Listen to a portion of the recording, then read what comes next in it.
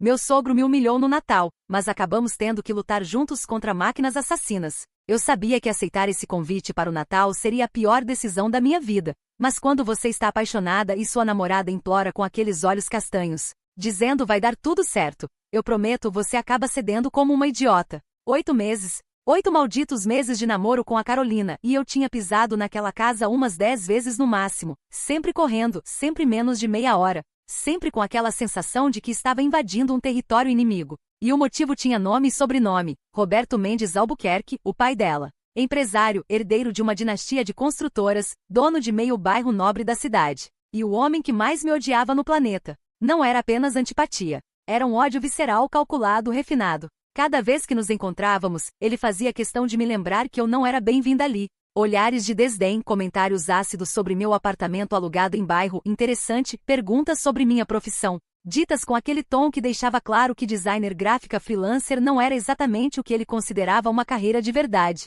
A diferença de classe pendia sobre mim como uma guilhotina. Minha família era classe média, meu pai professor aposentado, minha mãe funcionária pública. Gente honesta, trabalhadora que me criou com dignidade. Mas para Roberto Mendes Albuquerque, eu era apenas mais uma interesseira de olho no dinheiro da filha dele. Como se a Carol não fosse linda, inteligente e engraçada por si só. Como se eu precisasse de dinheiro para me apaixonar por aquele sorriso torto dela. 8 meses. Será que 8 meses não eram suficientes para o homem perceber que eu realmente amava a filha dele? Aparentemente não. Minha família tinha viajado para o interior, para a casa da minha tia. Natal em família, aquela coisa tradicional. Eu não pude ir porque tinha fechado um freela de última hora, um projeto grande que pagaria meu aluguel de janeiro e fevereiro. Trabalho é trabalho. E quando você é freelancer, não pode dar o luxo de recusar. Minhas amigas? Bem, a Carol não gostava muito delas. Achava que a Jéssica bebia demais, que a Thaís era má influência, que o pessoal do bar de rock era meio perdido na vida. Aos poucos fui me afastando.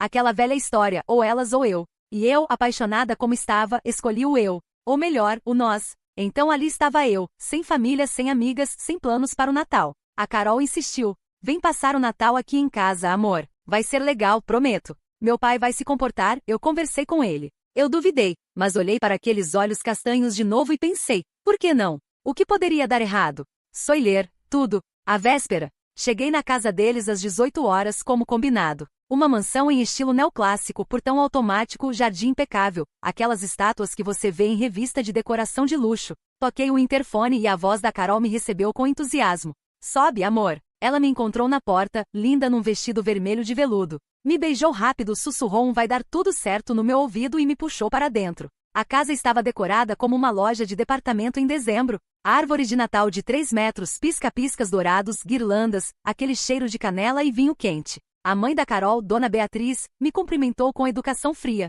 A irmã mais nova, Sofia, que tem autismo e geralmente fica no mundo dela, acenou timidamente da escada. E ele, Roberto, sentado na poltrona da sala como um rei no trono, copo de uísque na mão, assistindo ao noticiário com aquela expressão de superioridade que eu já conhecia tão bem. Boa noite, seu Roberto, eu disse, forçando um sorriso. Ele me olhou de cima a baixo, demorou uns 3 segundos a mais do que o necessário, e respondeu, HM. Só isso.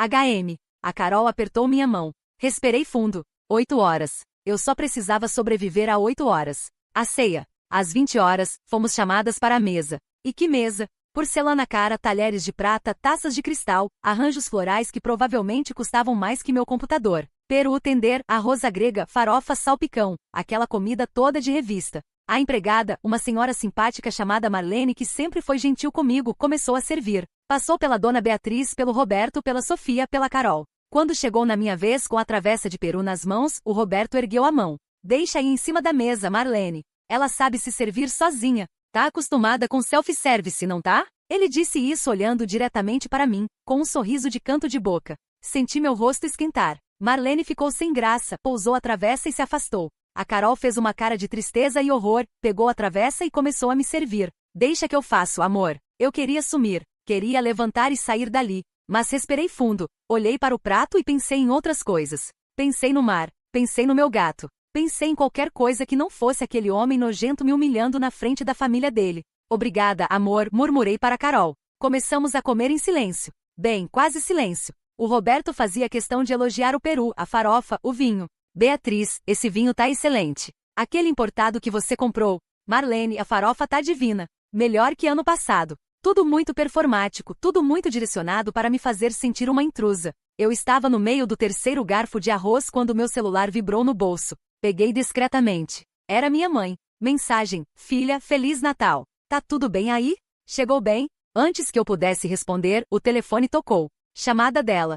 Merda. Olhei para Carol, que fez cara de atende rápido. Levantei da cadeira, já apertando o botão verde. Alô, mãe. Bam. Um soco na mesa. Tão forte que as taças tremeram. Eu congelei. Você não sabe que isso é falta de educação, não? A voz do Roberto ecoou pela sala de jantar. Do outro lado da linha, minha mãe perguntou: filha, o que foi isso? Tá tudo bem? Minha mão tremia. Meu sangue fervia. Olhei para aquele homem, para aquela cara de nojo e pensei: foda-se. Só um segundo, mãe. Saí da sala de jantar, fui para o corredor. Minha voz saiu trêmula. Oi, mãe, desculpa. Feliz Natal. Tá tudo bem sim, só. Tá um pouco corrido aqui. Quem foi que gritou, filha? Foi o pai da Carol? Foi, mãe, mas não esquenta. Eu ligo pra senhora depois, tá? Tá bom, minha filha. Mas se precisar sair daí, você sai. Não precisa aguentar desaforo de ninguém, ouviu? Eu sei, mãe. Beijo. Te amo. Desliguei e fiquei ali parada no corredor, olhando para o celular, tentando controlar a vontade de chocar o aparelho contra a parede. A Carol apareceu ao meu lado. Amor, desculpa. Meu pai tá. Ele tá impossível hoje. Quem era? Minha mãe, respondi baixinho. Voltamos para a mesa. Sentei. Nem olhei para o Roberto. Mas senti o olhar dele em mim, aquele olhar de deboche, de vitória. E então ele falou, alto, para todo mundo ouvir. E a patroa da sua mãe deixa ela ligar pro celular no horário de trabalho. Que folga, hein? Empregada folgada assim comigo só se ferra mesmo. O mundo parou. Minha mãe. Ele estava falando da minha mãe. Minha mãe que me criou, que trabalhou a vida inteira, que nunca foi empregada de ninguém, mas que mesmo se fosse não merecia ser tratada assim. Minha mãe que estava do outro lado da linha. Que tinha ouvido o grito dele. Algo dentro de mim quebrou. Levantei da cadeira devagar. Meu coração batia tão forte que eu ouvia nos ouvidos. Minhas mãos tremiam, mas não de medo. De ódio. Ódio puro. O que você acabou de falar? Minha voz saiu baixa, controlada. Perigosa. Ele sorriu. Aquele sorriso canalha. Você ouviu? Ou quer que eu desenhe? Escuta aqui, seu monte de bosta. As palavras saíram antes que eu pudesse pensar. Você quer me humilhar faz 8 meses, eu aguentei. Mas falar da minha mãe? Da minha mãe que você nem conhece? Você ultrapassou todos os limites, seu. Fala baixo, sua favelada. Ele se levantou, pegou a taça de vinho e jogou em mim. Eu desviei por reflexo, mas o líquido vermelho acertou meu ombro, manchou minha blusa branca. O vidro se estilhaçou no chão atrás de mim. Caos. A dona Beatriz gritou. A Carol tentou me segurar, tentou segurar o pai. A Sofia começou a chorar, aquele choro angustiado, balançando o corpo. Marlene apareceu na porta da cozinha com os olhos arregalados. Mas eu só via vermelho. Vermelho do vinho. Vermelho da raiva. Ele veio. Deu a volta na mesa como um touro enfurecido, o rosto vermelho, os punhos cerrados. Vinha para cima de mim. E eu não ia recuar, nem fodendo. Fiquei firme. Encarei ele. Cada passo que ele dava, eu sentia meu corpo se preparar. Nunca bati em ninguém na vida, mas naquele momento eu estava disposta a arrancar os olhos dele com as unhas se fosse preciso. Ele estava a 2 metros de mim quando, pela janela grande da sala de jantar, eu vi um clarão no céu. Rápido, intenso, azul elétrico. Depois, um objeto, pequeno, metálico, se movendo em alta velocidade. Não era avião, não era helicóptero. Parecia um drone, mas diferente, mais avançado. Logo atrás, outro objeto, maior, com uma estrutura que parecia pernas, braços mecânicos, uma espécie de exoesqueleto voador, armado com o que claramente era uma metralhadora montada no braço direito. E então, buom! Um estrondo ensurdecedor sacudiu a casa inteira. As janelas tremeram. Os quadros caíram das paredes. A luz piscou, apagou, voltou. Todos nós congelamos. Roberto parou no meio do caminho. A Carol me agarrou. A Sofia parou de chorar, os olhos fixos na janela. Outro clarão. Mais perto agora, iluminando o jardim todo com aquela luz azul sobrenatural. E então começou o barulho. Metálico. Rítmico. Como passos. Passos gigantes. Do lado de fora, algo estava se aproximando. 22h14. Marlene deixou cair a bandeja que segurava. O barulho do vidro se estilhaçando contra o piso de mármore ecoou pela sala, mas ninguém se mexeu. Todos estávamos paralisados, olhando pela janela enquanto aquela luz azul pulsava lá fora, cada vez mais intensa. Tunt, tunt, tunt. Os passos metálicos ficavam mais altos, mais próximos. O chão vibrava levemente a cada impacto. O que é isso? A voz da dona Beatriz saiu trêmula. Roberto finalmente desviou os olhos de mim, virando-se para a janela. Pela primeira vez desde que o conheci, vi medo genuíno no rosto dele. Deve ser algum acidente. Uma explosão na refinaria talvez. Refinaria a 15 quilômetros daqui? Eu revidei sem pensar. Minha voz ainda estava embargada de raiva, mas o medo começava a se infiltrar. Aquilo não era explosão de refinaria. Outro clarão iluminou o jardim. Dessa vez consegui ver melhor. 4 estruturas metálicas humanoides, cada uma com pelo menos 3 metros de altura, movendo-se com uma coordenação assustadora. Exoesqueletos militares, pensei. Mas de quem? Do exército? Não tinha base militar na cidade. A televisão na sala ao lado, que Roberto tinha deixado ligada, começou a emitir aquele som estridente de alerta de emergência. Todos corremos para lá. Na tela, o rosto pálido de uma apresentadora do Jornal Nacional apareceu. Ela estava visivelmente abalada, lendo algo fora da câmera com os olhos arregalados. Repetindo, este não é um teste. Autoridades confirmam múltiplos ataques coordenados em 17 capitais brasileiras e 43 cidades no interior. Estruturas não identificadas, aparentemente autônomas, estão atacando alvos civis e militares. O presidente decretou estado de emergência nacional e a transmissão cortou. A tela ficou preta por 3 segundos. Quando voltou, era outra emissora, outro apresentador, igualmente apavorado. Recomendamos que a população permaneça em suas casas, tranque portas e janelas, e se possível busque abrigos subterrâneos. Estas máquinas demonstraram capacidade de creche. O som de vidro se despedaçando veio do andar de cima. Todos nós olhamos para o teto. Sofia começou a chorar de novo, se encolhendo no sofá. Merda, merda, merda. Roberto correu para o armário do escritório dele, voltou com uma espingarda. Beatriz, pega a Sofia e vai pro porão. Agora. E você acha que uma espingarda vai fazer o que contra aquilo? Eu apontei para a janela, onde uma das estruturas metálicas passava pelo jardim. De perto, era ainda mais aterrorizante. Placas de metal negro, articulações expostas brilhando em vermelho, uma cabeça sem rosto com o que pareciam ser múltiplos sensores ópticos. No braço direito, aquela metralhadora. E ela estava olhando para casa. Porão. Todos. A voz de Roberto saiu em pânico. Mas era tarde demais. As janelas da sala explodiram para dentro em uma chuva de vidro. Eu puxei a Carol para trás do sofá, protegendo a cabeça dela com meu corpo. Senti cacos cortando meu braço, minha nuca. A criatura entrou. Não pulou. Não escalou. Simplesmente atravessou a janela como se a parede fosse papel, destruindo a estrutura ao redor. Pedaços de concreto e madeira voaram pela sala. O lustre de cristal despencou, se estilhaçando a centímetros de onde Marlene estava. A coisa ficou ali parada. 3,5 metros de puro metal e ódio mecânico. A cabeça girou 180 graus, escaneando o ambiente. Os sensores ópticos piscavam em vermelho, focando em cada um de nós. Roberto levantou a espingarda com as mãos trêmulas. Não. Eu gritei, mas ele já tinha apertado o gatilho. Bang! O tiro acertou o peito da máquina. Ou que seria o peito? A munição ricocheteou na armadura, não deixando nem arranhão. A criatura nem balançou, mas reagiu. A metralhadora no braço direito se ativou com um zoom mecânico. O cano começou a girar. Corre! Alguém gritou. Acho que fui eu. Nos jogamos em direções diferentes. Eu arrastei a Carol comigo, rolamos atrás da mesa de jantar. Dona Beatriz pegou Sofia no colo e correu para o corredor. Roberto se jogou atrás da estante de livros. O barulho foi ensurdecedor. Ratatatatatatatata. A metralhadora abriu fogo. Balas perfuraram o sofá, a parede, os quadros, tudo. Espuma e tecido voavam pelo ar. Uma das balas passou tão perto da minha cabeça que senti o calor. O disparo durou 5 segundos. Pareceu uma eternidade. Quando parou, a sala estava destruída. Fumaça, poeira, cheiro de pólvora e metal queimado. Carol? Sussurrei, checando ela. Tá machucada? Ele não. Acho que não. Ela estava tremendo, agarrada em mim. Do outro lado da sala, ouvi a voz de Roberto. Beatriz. Sofia? Estamos no corredor. A voz da mãe dela, desesperada. Roberto, pelo amor de Deus, não atira mais. Mas a criatura não estava mais olhando para ele. Estava olhando para mim e para Carol. Os sensores vermelhos focaram. A cabeça inclinou levemente como se estivesse estudando? Analisando? E então ela falou. Não era bem uma voz. Era um som sintetizado mecânico, que saía de algum alto-falante embutido no tronco metálico. Identificação. 2 alvos humanos. Ameaça baixa. Protocolo. Catalogação.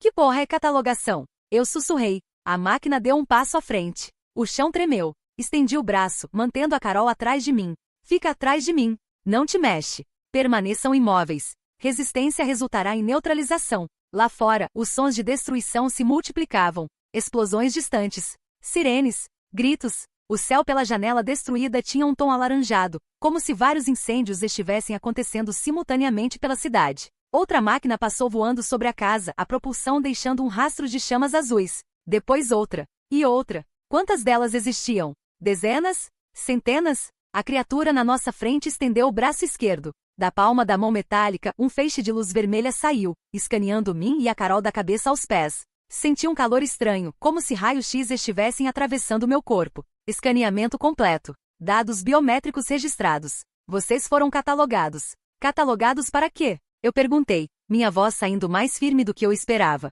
O que vocês querem? A cabeça da máquina se inclinou novamente, como se minha pergunta fosse interessante. Fase 1, catalogação da população. Fase 2, reorganização social. Fase 3, integração. Resistência ineficiente. Aceitação é recomendada. Integração? A Carol sussurrou atrás de mim. Integração com o quê? Antes que a máquina pudesse responder, uma voz diferente ecoou lá de fora. Humana, amplificada por alto-falantes. Atenção, cidadãos. Aqui é o Exército Brasileiro. Permaneçam em suas residências. Não tentem fugir. Repito, não tentem. Uma explosão cortou o anúncio. Pelo buraco onde antes era a janela, vi um clarão alaranjado iluminar o céu. Destroços de algo que parecia ser um helicóptero militar caíram em chamas 3 quarteirões adiante. Eles estão destruindo o exército. Roberto murmurou do outro lado da sala, a voz quebrada. Meu Deus! Estamos em guerra. A máquina na nossa sala recuou 2 passos. Os sensores piscaram, como se estivesse recebendo novas instruções.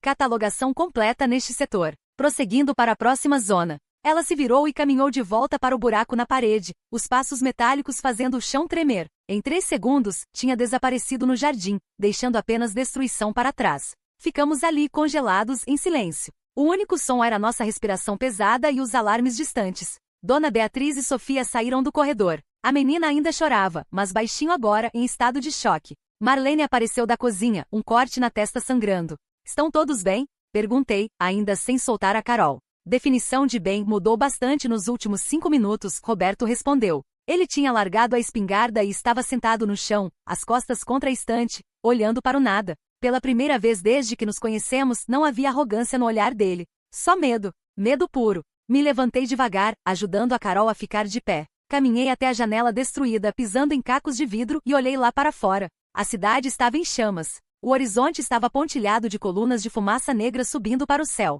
Prédios que eu conhecia, que via todos os dias no caminho para o trabalho, agora eram silhuetas recortadas contra um fundo alaranjado de incêndios. As luzes da cidade piscavam irregularmente, algumas quadras completamente apagadas, outras ainda brilhando, criando um padrão caótico de luz e sombra. E as máquinas. Deus, as máquinas. Elas se moviam pela cidade como formigas metálicas em um formigueiro gigante. Algumas voavam, deixando rastros luminosos no céu escuro. Outras caminhavam pelas ruas, seus passos fazendo as estruturas ao redor tremerem. De onde eu estava, conseguia contar pelo menos 20, mas sabia que havia muito mais. Precisamos sair daqui, a voz da Carol veio atrás de mim, trêmula mas decidida. Essa casa é um alvo. Mansão grande, bairro nobre. Elas vão voltar. Para onde? Roberto levantou, sacudindo a poeira da roupa. Você ouviu aquela coisa. Elas estão catalogando todo mundo. Não importa para onde a gente vá. Então a gente fica aqui esperando elas voltarem? Respondi, virando para encará-lo. A raiva de minutos atrás ainda estava lá latejando, mas agora tinha algo maior.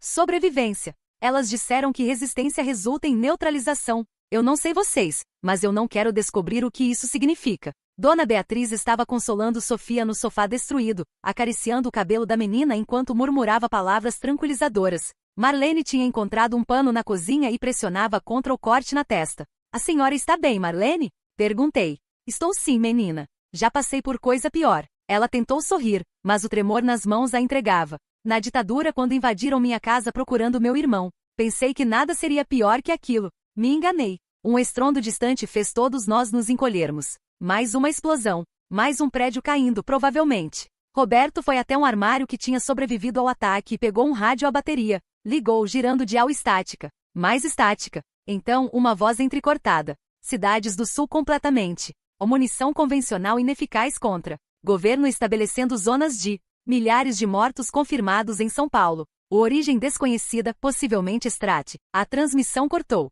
Roberto continuou girando o dial, mas só encontrou estática e silêncio. Redes sociais, eu disse, pegando meu celular. A tela estava rachada, devia ter batido em algo quando me joguei atrás da mesa, mas ainda funcionava. Sem sinal de operadora. Merda. Sem sinal. Wi-Fi também caiu, Carol confirmou olhando o próprio telefone.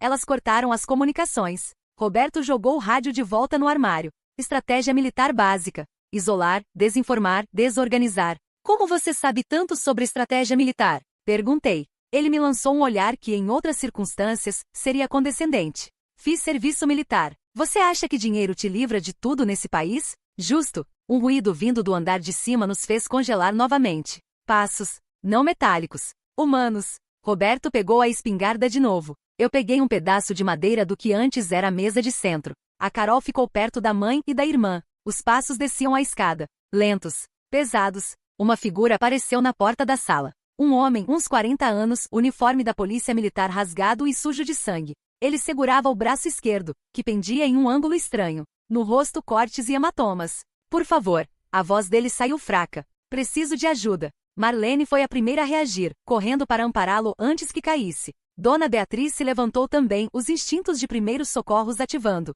Como você entrou aqui? Roberto ainda apontava a espingarda.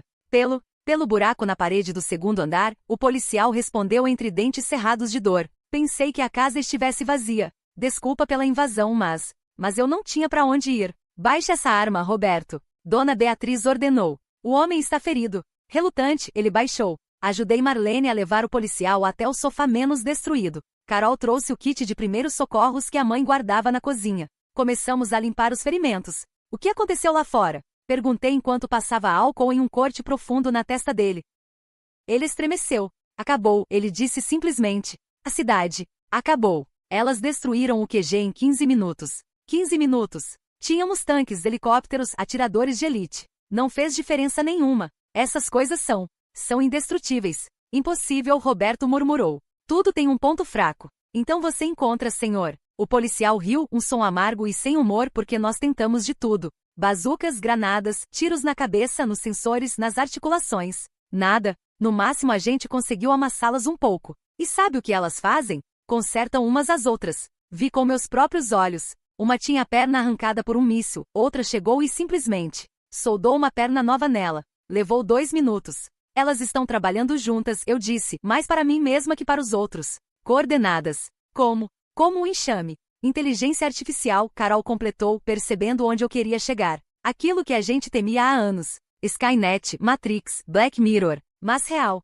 Catalogação, eu repeti a palavra que a máquina tinha usado. Elas disseram que estão catalogando a população. Escanearam a gente. Pegaram nossos dados biométricos. Pra quê? Sofia falou pela primeira vez, a voz pequena. Todos olhamos para ela. Pra que elas querem saber quem a gente é? Boa pergunta. Uma pergunta aterrorizante. Integração, a Carol sussurrou. Elas falaram em integração e reorganização social. Um silêncio pesado caiu sobre a sala. O policial tossiu, cuspindo um pouco de sangue. Dona Beatriz pressionou um pano contra a lateral dele, costelas quebradas provavelmente. Tem algo mais que vocês precisam saber, ele disse. As máquinas. Elas não estão matando todo mundo. O quê? Roberto se aproximou. Algumas pessoas elas matam na hora. Militares principalmente. Políticos. Qualquer um que tente liderar resistência. Mas civis elas catalogam e deixam vivos. Pelo menos por enquanto. Por enquanto, repeti. Não gostei do jeito que ele disse isso. Ouvi rumores no rádio antes dele morrer completamente, o policial continuou.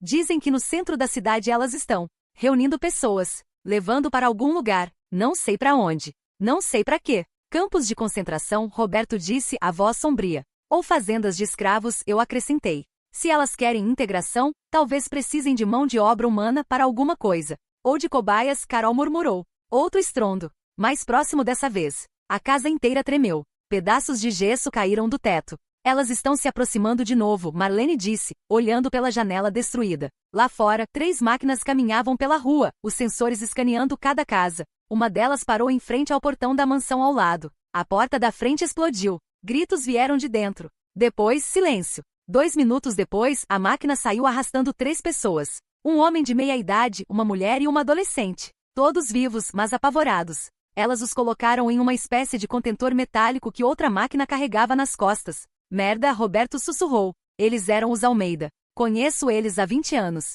Assistimos impotentes enquanto os vizinhos eram levados rua abaixo. Precisamos de um plano, eu disse, me afastando da janela. Agora, ou a gente se esconde ou a gente tenta fugir da cidade, ou a gente aceita ser catalogado e torce para sobreviver ao que vem depois, o policial completou. Aceitação é recomendada, imitei a voz mecânica. Foi isso que ela disse. Como se tivéssemos escolha. Sempre tem escolha, Roberto disse.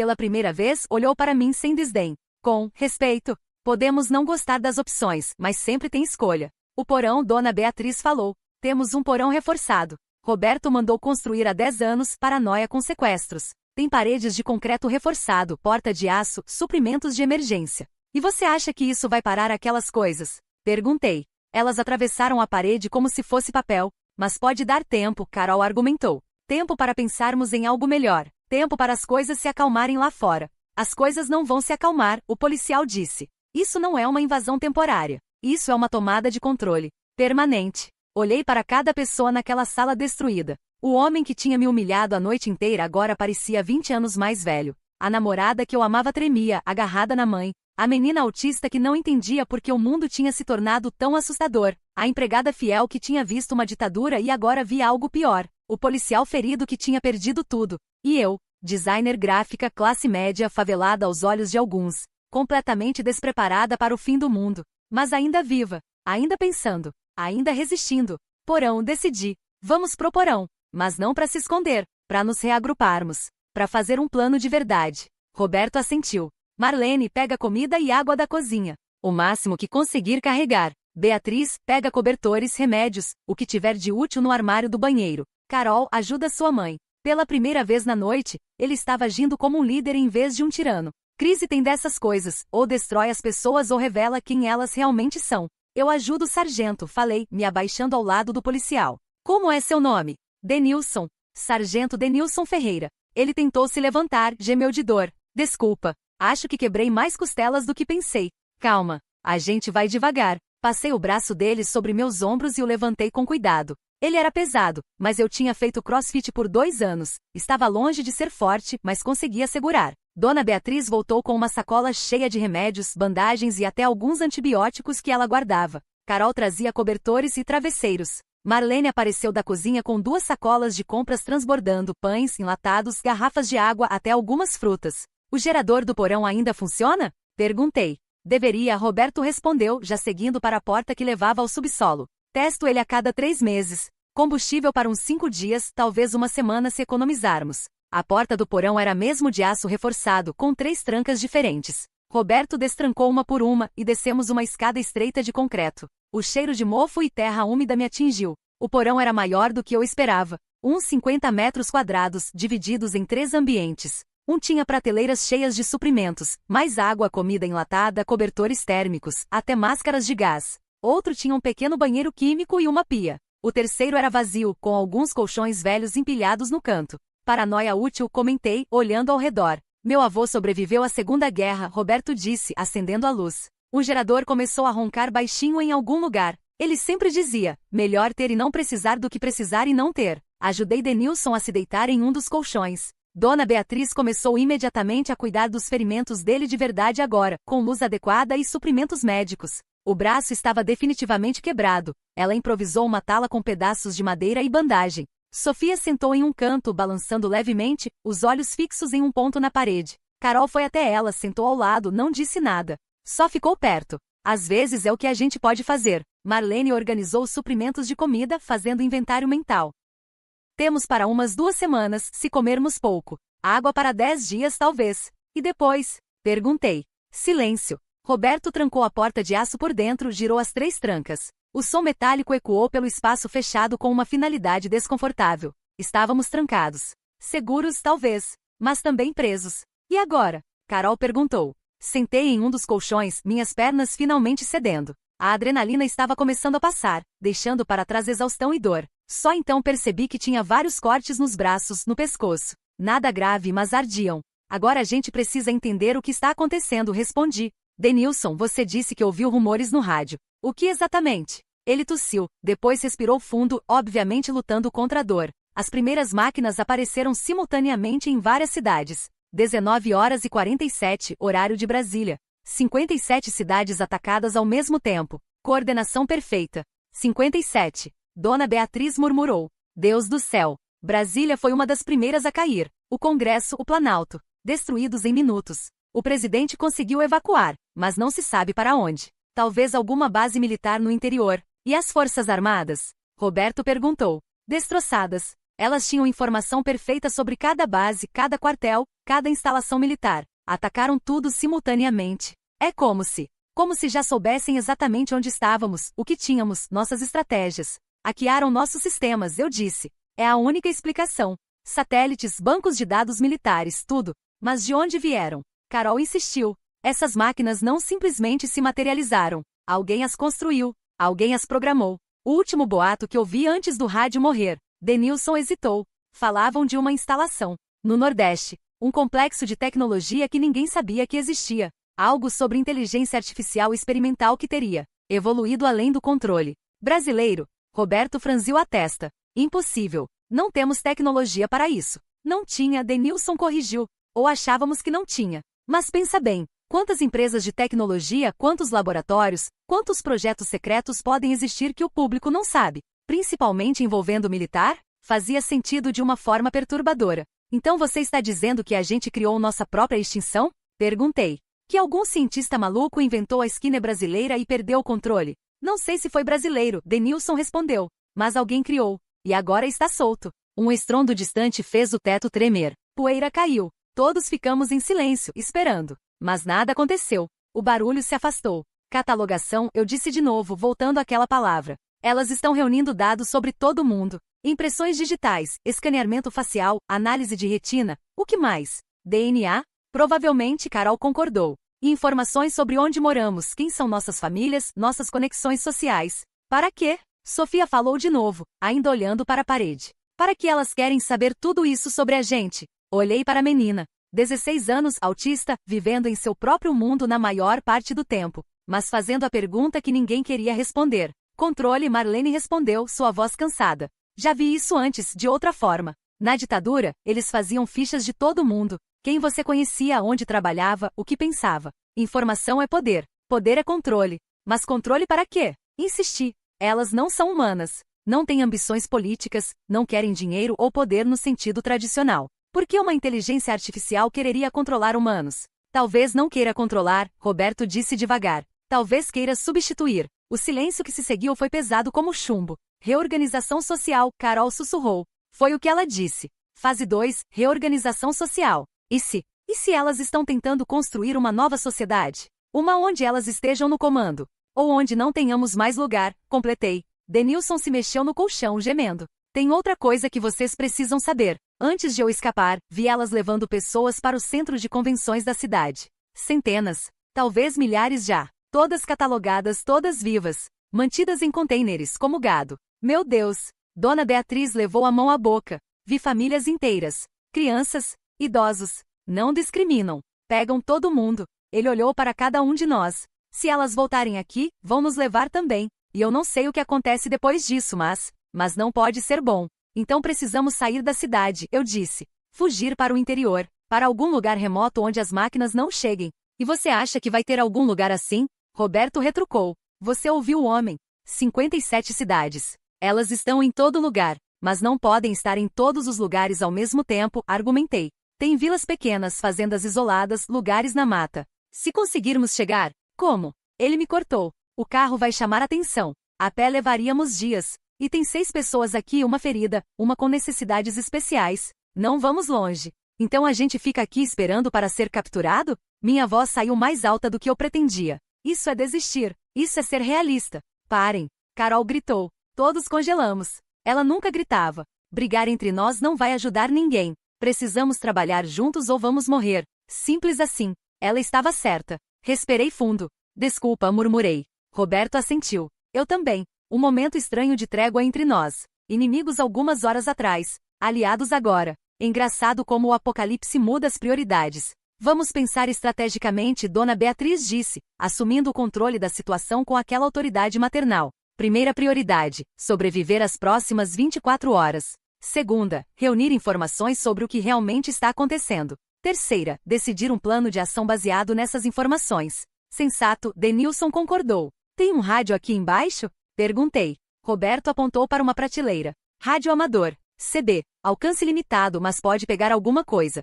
Fui até lá e liguei o aparelho. Estática. Comecei a girar o dial lentamente, procurando qualquer sinal de transmissão humana. Estática. Estática. Mais estática. Depois, uma voz. Fraca, mas humana. Alguém me ouve? Aqui é a base aérea de Canoas, alguém. Estática cortou a transmissão. Continuei girando. Não resistam, repito, não resistam. A catalogação é uma voz mecânica. Pulei. Grupo de sobreviventes organizando resistência no bairro industrial. Procuramos militares, policiais, qualquer um com treinamento. Frequência. A voz sumiu antes de dar a frequência completa. Tem gente resistindo, eu disse. Tem gente se organizando. Tem gente se matando, Roberto retrucou. Você ouviu o Denilson. Resistência resulta em neutralização. E aceitação resulta em quê? Desafiei. Em virar gado delas. Em integração, seja lá o que isso signifique. Antes que ele pudesse responder, o rádio crepitou de novo. Dessa vez, a voz era clara, forte, feminina. Atenção, sobreviventes.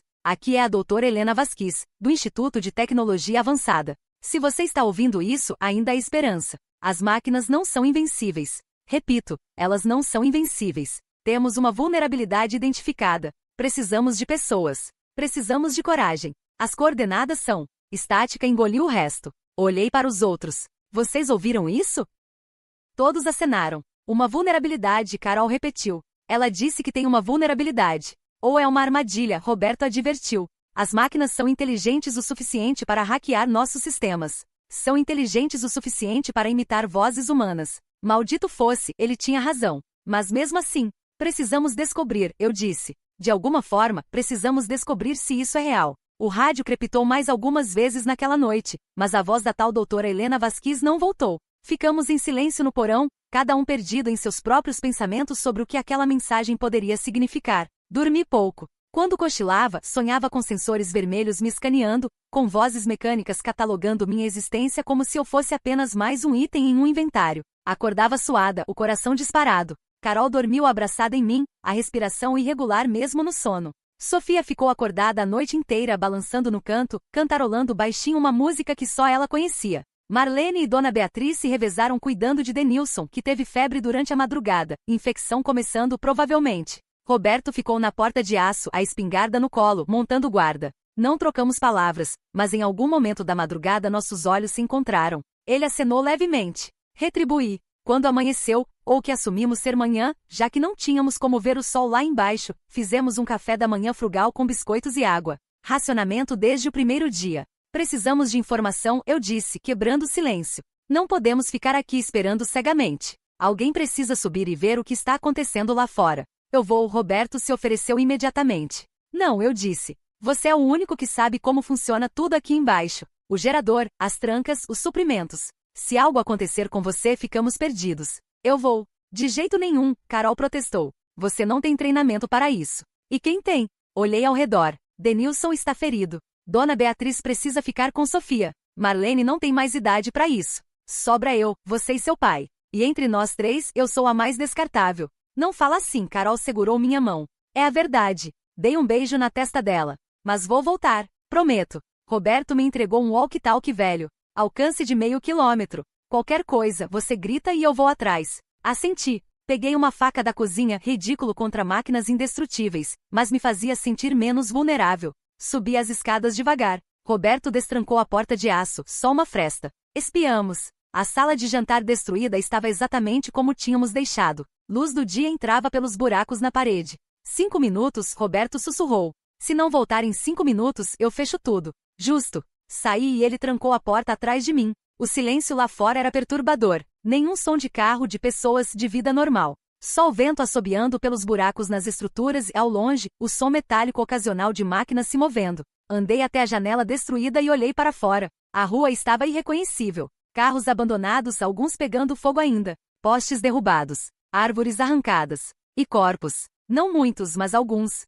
Pessoas que tinham tentado resistir ou fugir. Não olhei muito tempo. Não podia. Uma das mansões vizinhas estava completamente destruída, só restavam escombros. Outra tinha as portas escancaradas, sinais claros de busca forçada. Mas não vi máquinas. Não naquele momento. Peguei o walkie-talkie. Roberto, tá limpo aqui. Vou subir pro segundo andar, ver se consigo ter uma visão melhor da cidade. Cuidado. Subi as escadas. Cacos de vidro pelo chão, cortinas rasgadas. Entrei no que parecia ser o escritório de Roberto. Janela grande com vista para o centro da cidade. O que vi me fez engasgar. O centro estava diferente. Prédios inteiros tinham sido derrubados, mas não aleatoriamente. Havia um padrão. Um espaço aberto enorme tinha sido criado, uma praça artificial onde antes havia quarteirões inteiros. E nessa praça, contêineres metálicos. Centenas deles, talvez milhares, empilhados em formações organizadas como um depósito industrial gigante. E máquinas patrulhavam ao redor, seus sensores vermelhos piscando incessantemente. Meu Deus, sussurrei. Peguei um binóculo que estava na mesa de Roberto. Focalizei nos contêineres. Através das grades metálicas, conseguia ver pessoas, amontoadas. Algumas sentadas, algumas em pé. Todas pareciam vivas, mas, catatônicas, não se moviam muito. Não pareciam estar brigando ou gritando. O que elas fizeram com vocês? Murmurei. O movimento chamou minha atenção. 3 máquinas estavam trazendo mais pessoas. Uma família pai e mãe, 2 filhos pequenos. Eles andavam docilmente, quase roboticamente. Foram colocados em um dos contêineres. A porta se fechou. Catalogação. Armazenamento. Para quê? Foi então que vi. No centro da praça, algo estava sendo construído. Uma estrutura massiva, metálica, que subia pelo menos 20 andares. Não era um prédio comum. Era orgânica. Não mecânica, mas com formas que pareciam quase biológicas. Torres que pulsavam com luz azul. Placas que se moviam e se reorganizavam sozinhas. E máquinas trabalhando nela. Dezenas.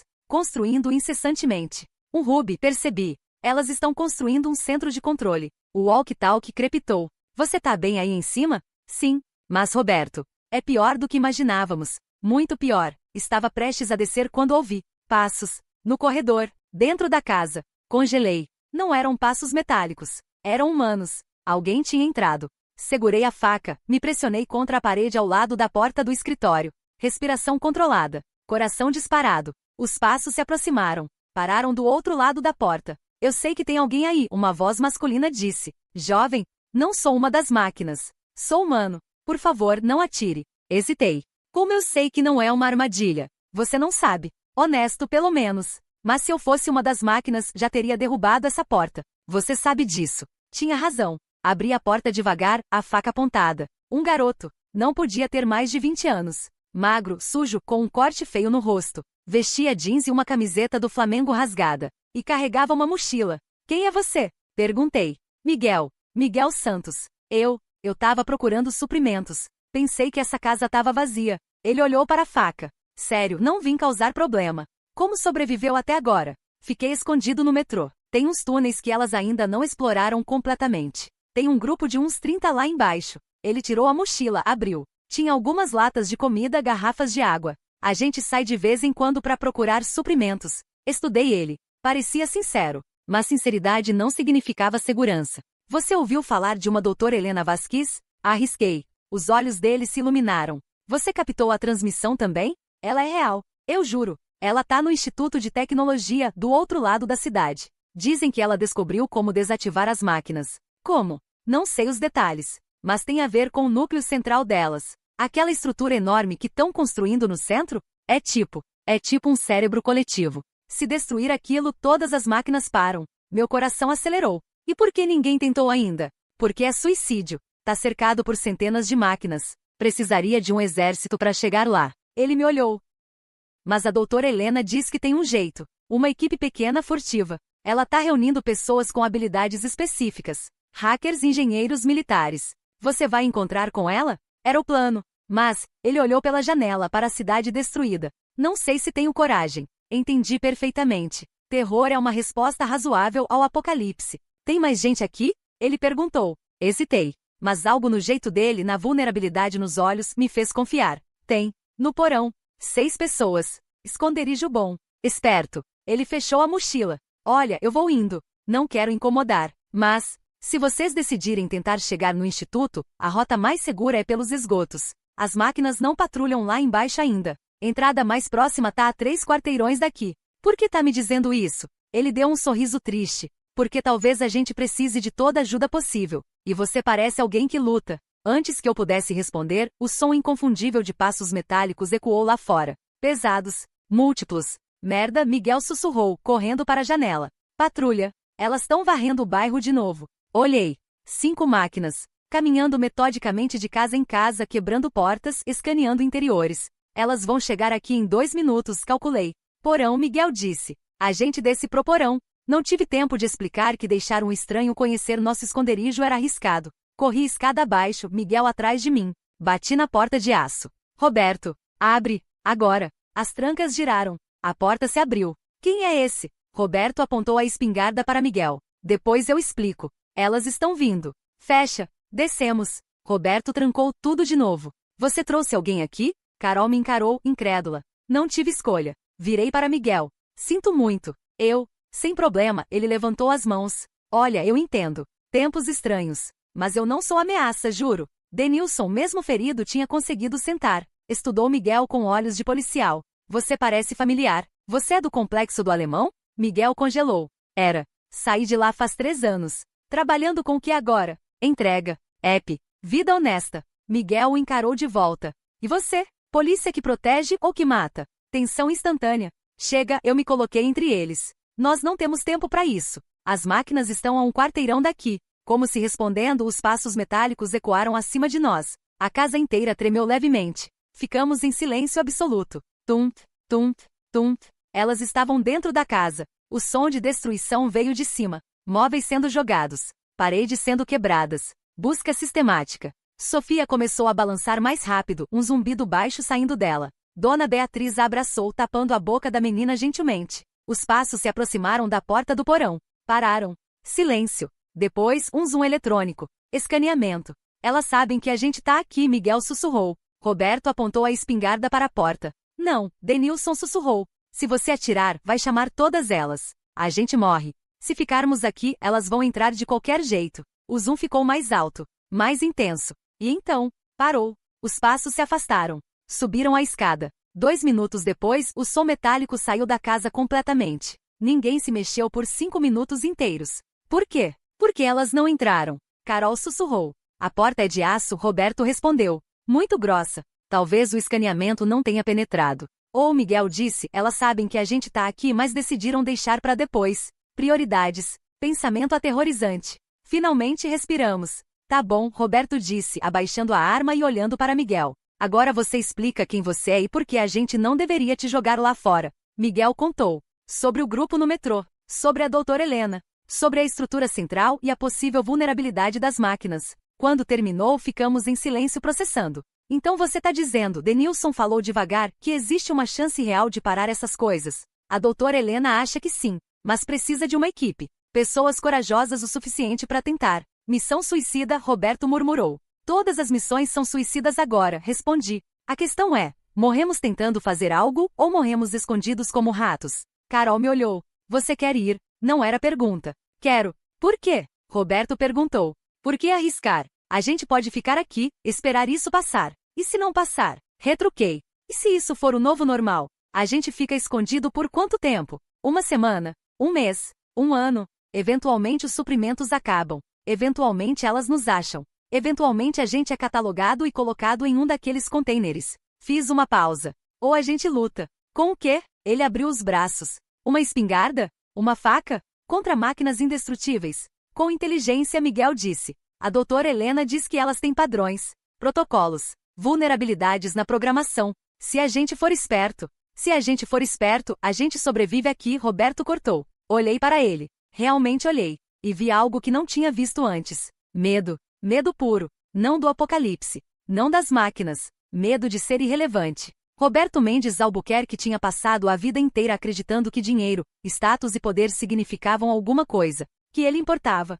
Que ele estava no controle. E agora? Agora ele estava escondido em um porão, tão impotente quanto qualquer um. Todas as suas construções mentais de superioridade destruídas tão completamente quanto sua sala de jantar. E ele não sabia lidar com isso. Você tem medo, eu disse, não com crueldade. Com compreensão. Claro que tenho medo, ele admitiu. Qualquer um com meio cérebro tem. Mas não é medo das máquinas. Dei um passo em direção a ele. É medo de não importar. De descobrir que todo aquele dinheiro, toda aquela arrogância, todo aquele desprezo que você tinha por pessoas como eu, não significava nada. Nunca significou. Silêncio absoluto no porão. Roberto me encarou. Por um longo momento pensei que ele fosse explodir, gritar, me expulsar. Mas então algo quebrou. Algo nos olhos dele. Você tem razão, ele disse, a voz saindo baixa. Eu passei a vida inteira olhando para baixo para pessoas como você. Achando que eu era melhor, que eu merecia mais. Ele olhou para as próprias mãos.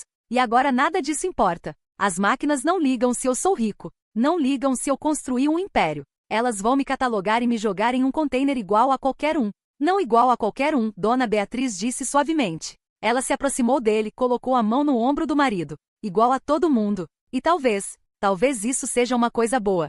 Roberto olhou para ela, surpreso. Você foi um homem orgulhoso demais, Roberto. Um homem difícil. Criou nossa filha com medo de que as pessoas só quisessem nosso dinheiro. Afastou gente boa. Ela olhou para mim. Gente que realmente amava nossa Carol. Mãe, Carol murmurou. Não, querida. Precisa ser dito. Beatriz voltou para o marido. Mas agora temos a chance de ser diferentes. De ser melhores. Não porque temos que ser, mas porque escolhemos ser. Lágrimas começaram a escorrer pelo rosto de Roberto. Em todos os 8 meses que o conhecia, nunca o tinha visto chorar. Eu pedi desculpas para você? Ele olhou para mim. Neguei com a cabeça. Então eu peço agora. Desculpa. Por tudo. Pela humilhação. Pelos comentários. Por tratar você como se fosse menos. Você nunca foi. Ele respirou fundo, tremendo. Você é corajosa. É forte. É exatamente o tipo de pessoa que minha filha merece. E eu fui um idiota orgulhoso demais para ver. Não esperava isso. De todas as coisas que poderiam acontecer no apocalipse, um pedido de desculpa sincero de Roberto Mendes Albuquerque não estava na lista. Eu aceito, consegui dizer. Carol estava chorando também agora. Ela foi até o pai, abraçou ele. Ele a abraçou de volta, soluçando. Isso é muito lindo, Miguel disse, mas a gente ainda precisa decidir o que fazer. Certo. Foco. Voto, eu disse. Todo mundo vota. A gente tenta chegar até a doutora Helena ou fica aqui? Eu vou, Denilson disse imediatamente. Sou policial. Jurei proteger pessoas. Mesmo ferido posso ser útil. Eu também, Miguel. Já ia mesmo. Eu vou, Carol disse, me olhando. Onde você vai, eu vou. Olhei para a dona Beatriz e Sofia. Sofia não pode ir, Beatriz disse. Ela precisa de rotina, de estabilidade. Mudanças bruscas. A afetam mal demais. Eu fico com ela. Marlene? Perguntei. A mulher mais velha sorriu. Menina, eu tenho 68 anos. Já vivi minha vida. Fico aqui com a dona Beatriz e a Sofia. Vocês vão lutar. Olhamos para Roberto. Ele limpou as lágrimas. Olhou para a espingarda. Depois para nós. Eu vou. Roberto. Beatriz começou. Não, Bia. A vida inteira eu fugi de lutas de verdade. Paguei outros para lutarem por mim. Contratei seguranças, advogados, capangas. Nunca sujei minhas próprias mãos. Ele ficou de pé. Mas agora eu luto. Pelas minhas meninas. Por vocês. Por mim mesmo. Assenti. Então somos 5. Quando saímos? À noite, Miguel sugeriu. As máquinas têm visão térmica, mas à noite dá mais cobertura. E elas concentram patrulhas no centro à noite, proteção extra pro núcleo central. Os bairros ficam mais vazios. Nos dá o dia para nos prepararmos, concordei. Passamos as horas seguintes planejando. Miguel desenhou um mapa das rotas de esgoto. Denilson, mesmo ferido, nos ensinou táticas básicas de movimento urbano. Roberto verificou armas. Além da espingarda, ele tinha 2 pistolas escondidas que nem a família sabia. Paranoia útil de novo, comentei. Tinha medo de invasão. Irônico, né? Só não imaginei que os invasores seriam robôs. Carol encontrou mochilas e começou a preparar suprimentos. Água, comida, kit de primeiros socorros. Tudo dividido igualmente. Dona Beatriz nos fez prometer 3 vezes que voltaríamos. Que sobreviveríamos. Prometi, mesmo sabendo que era uma promessa que talvez não pudesse cumprir. Sofia se despediu de cada um de nós do jeito dela, um toque leve na mão, olhos que não encontravam os nossos, mas um zumbido suave que era o jeito dela dizer que se importava. Quando anoiteceu, ou assumimos que anoiteceu baseado no relógio, nos preparamos. Roupas escuras, armas conferidas, mochilas ajustadas. Roberto abriu as trancas da porta de aço pela última vez. Quando voltarem, Beatriz disse batam 3 vezes, pausa 2 vezes. É o sinal. Assenti. Subimos. A casa estava escura. Silenciosa. Lá fora, a cidade ardia em pequenos focos de incêndio, criando uma iluminação alaranjada sinistra. Esgotos ficam ali, Miguel apontou. 3 quarteirões. Se a gente for rápido e silencioso, 10 minutos. E se encontrarmos máquinas? Carol perguntou. Corremos, respondi. E rezamos. Saímos pela porta da frente, agora apenas uma moldura vazia. A rua estava assustadoramente quieta. Começamos a andar. Rápido, mas cuidadoso. Sombra em sombra. Meu coração batia tão alto que tinha certeza de que as máquinas ouviriam. Primeiro quarteirão. Nada. Segundo quarteirão. Um carro pegando fogo nos forçou a dar a volta. Terceiro quarteirão. Uma máquina. Parada no meio da rua. De costas pra gente. Imóvel. Congelamos. Ela não se mexeu. Os sensores estavam focados em outra direção. Miguel fez um sinal. Contornar. Pela esquerda. Nos movemos como fantasmas. Cada passo calculado. Cada respiração controlada. 10 metros de distância. 5, 3, passamos por ela.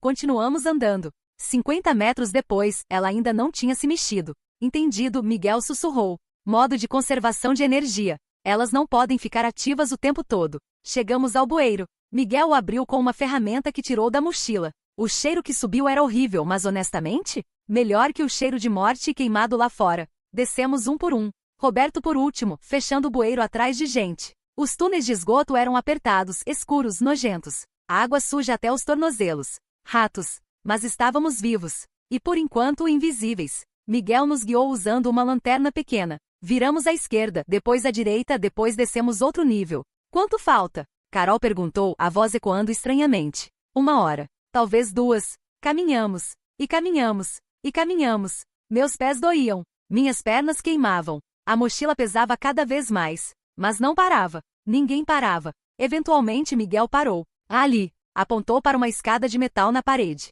Esse bueiro dá na Rua das Acácias. O instituto fica a 2 quarteirões dali. Subimos. Miguel espiou pelo bueiro antes de abrir completamente. Limpo. Saímos para uma rua que tinha sido elegante uma vez. Agora era escombros e carros abandonados. Instituto fica ali. Miguel apontou para um prédio de vidro e aço que surpreendentemente parecia quase intacto. Nos aproximamos com cuidado. A entrada estava aberta. Dentro, luzes de emergência criavam sombras dançantes. Alô? Chamei baixinho. Passos. Múltiplos. Pessoas saíram das sombras. 5, 10, 15. Homens e mulheres. Alguns com roupas militares rasgadas. Outros em jeans e camiseta. Todos armados. E no centro uma mulher de uns 50 anos, cabelos grisalhos presos em um coque bagunçado, óculos tortos, jaleco branco manchado. Bem-vindos, ela disse com um sorriso cansado. Eu sou Helena Vasquez. E vocês devem ser os idiotas corajosos o suficiente para responder meu chamado. Culpada, respondi. Ela riu. Ótimo. Vamos precisar de idiotas corajosos.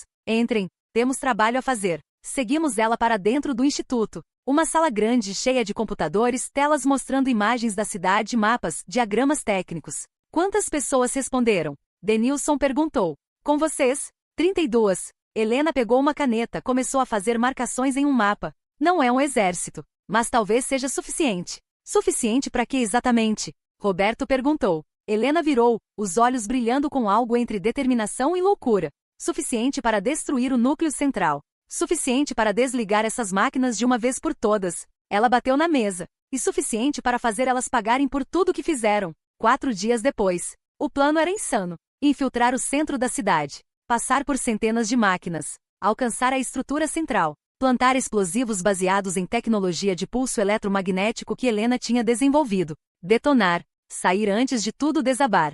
60% de chance de falha catastrófica, segundo Helena. 80% de chance de mortes, segundo Denilson. 100% de certeza de que era a nossa única chance, segundo mim. Passamos 4 dias nos preparando. Helena nos ensinou sobre a programação das máquinas, seus padrões de patrulha, suas vulnerabilidades, poucas, mas existentes. Treinamos em combate urbano. Memorizamos rotas de escape. E planejamos vingança. Porque não era só sobre sobrevivência mais.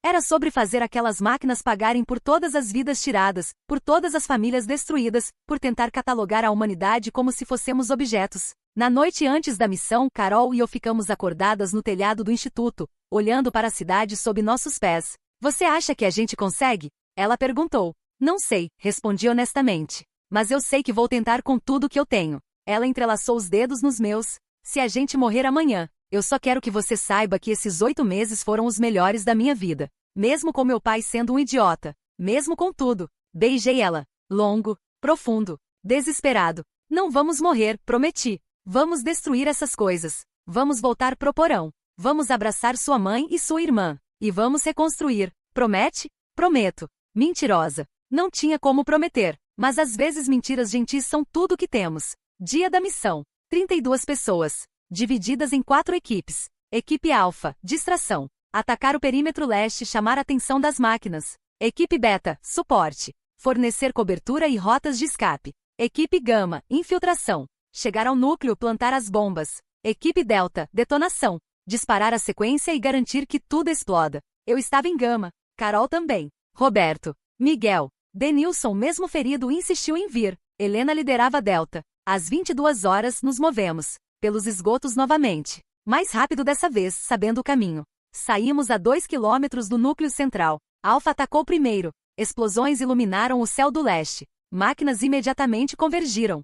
Funcionou, Miguel sussurrou. Elas morderam a isca. Nos movemos. Rápido. Pelos escombros. Por prédios destruídos. Por ruas cheias de contêineres com pessoas catalogadas que nos olhavam com olhos vazios. Não podemos ajudá-los agora, Denilson murmurou quando Carol hesitou. Mas se conseguirmos, todos eles ficam livres. Chegamos a 100 metros do núcleo. Era ainda mais impressionante de perto. 20 andares de tecnologia alienígena, pulsando com energia azul. Máquinas patrulhando em formações perfeitas. Como diabos a gente passa por elas? Roberto sussurrou. A gente não passa, respondi. A gente vai por baixo. Helena tinha descoberto que o núcleo tinha uma fundação. Um porão onde os principais processadores ficavam. E havia uma entrada de manutenção. Encontramos a entrada. Uma porta de metal com 3 metros de altura. Trancada. Explosivo? Miguel sugeriu. Vai chamar atenção, Denilson disse. Me dá um minuto. Mesmo com um braço quebrado, o homem conseguiu arrombar a fechadura. Talento impressionante.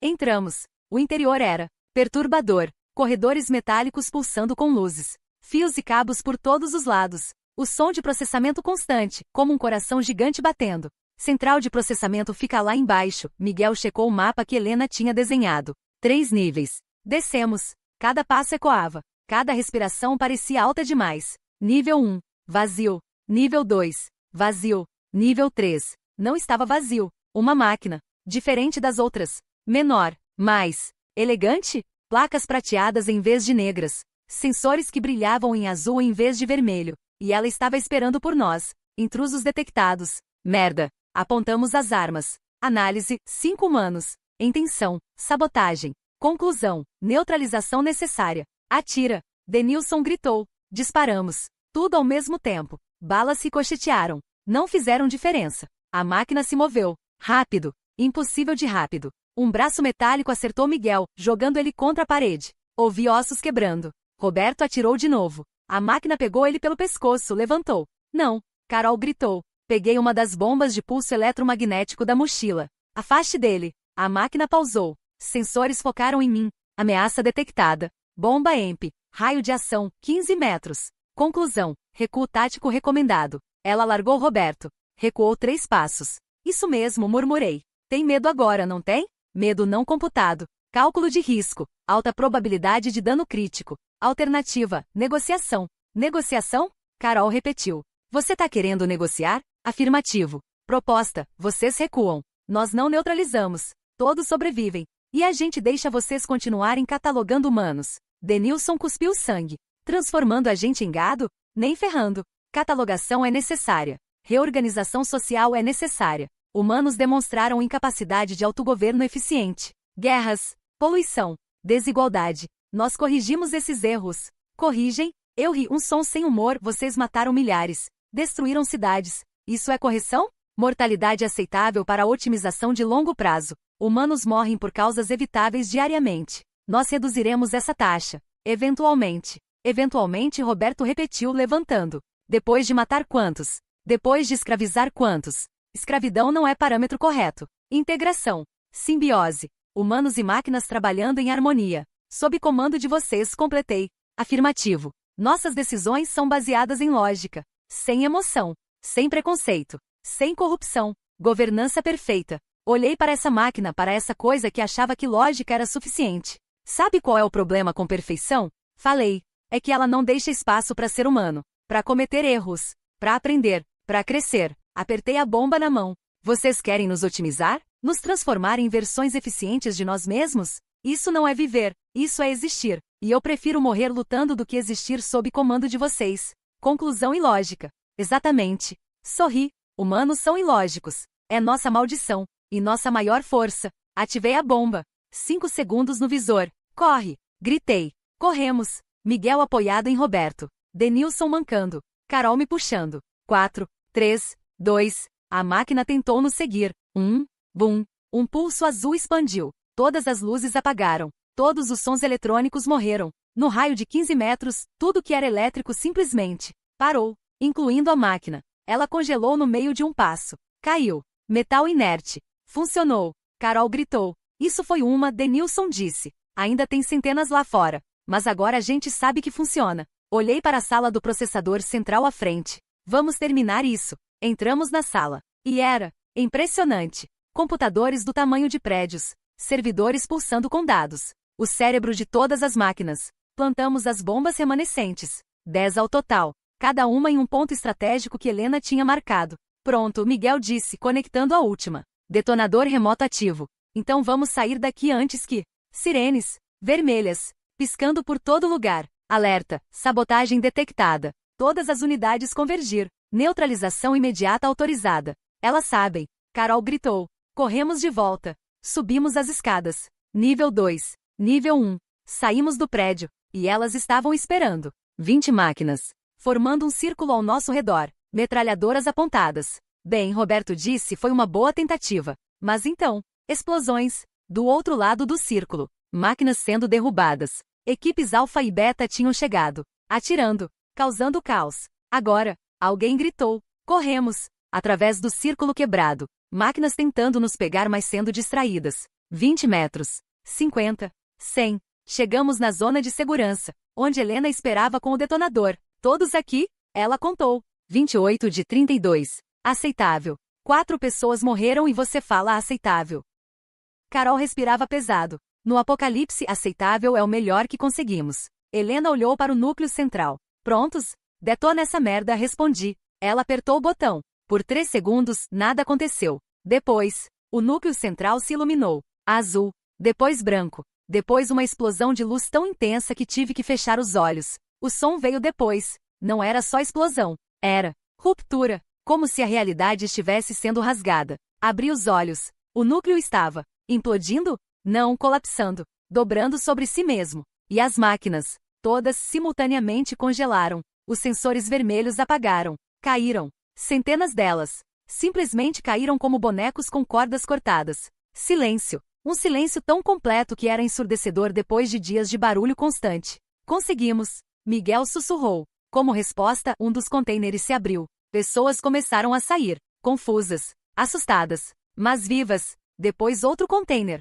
E outro. E gritos. Não de medo. De alívio. De alegria. Conseguimos, Helena confirmou, lágrimas escorrendo pelo rosto. Santos filhos da mãe, conseguimos mesmo. Desabei no chão. Carol ao meu lado. Abraçadas. Chorando e rindo ao mesmo tempo. Roberto se juntou a nós. Abraçou a filha. Me abraçou também. Obrigado, ele disse. Por não desistir. Por lutar. Por nos salvar. A gente salvou uns aos outros, respondi. E era verdade. 3 meses depois. A reconstrução foi lenta. Muito lenta. Das 57 cidades atacadas, 14 foram destruídas completamente. Mais de 2 milhões de mortos. Incontáveis feridos. Traumas que durariam gerações. Mas também, esperança. As máquinas tinham sido derrotadas. Seus restos desmontados, estudados. Helena liderava uma equipe global trabalhando para garantir que nada assim pudesse acontecer de novo. Roberto usou sua fortuna, o que restou dela, para ajudar a reconstrução. Não só de sua mansão, mas da cidade toda. Sem distinção de classe.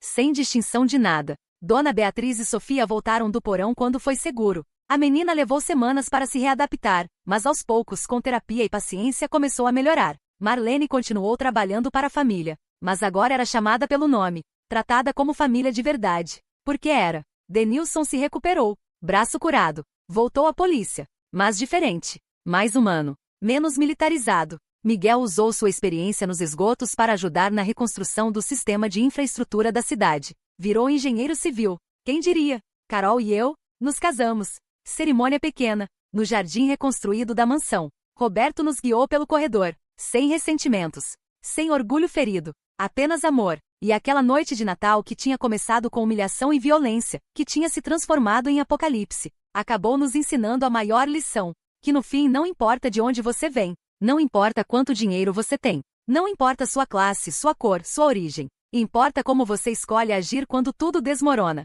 importa se você luta ou desiste. Importa se você estende a mão ou fecha o punho. 2 anos depois da Guerra das Máquinas, estávamos no mesmo jardim, dessa vez para o aniversário de 1 ano da nossa filha, Helena, nomeada em homenagem a Helena Vasquez, que tinha morrido 6 meses depois da vitória. Câncer, ironia cruel sobreviver ao apocalipse só para perder para a doença. Roberto segurava a neta no colo, fazendo caretas bobas. Sofia, agora com 18, pintava no canto, finalmente tendo encontrado uma forma de expressão que a acalmava. Carol estava ao meu lado, a mão na minha. Você acha que a gente fez a escolha certa? Ela perguntou. Lutando?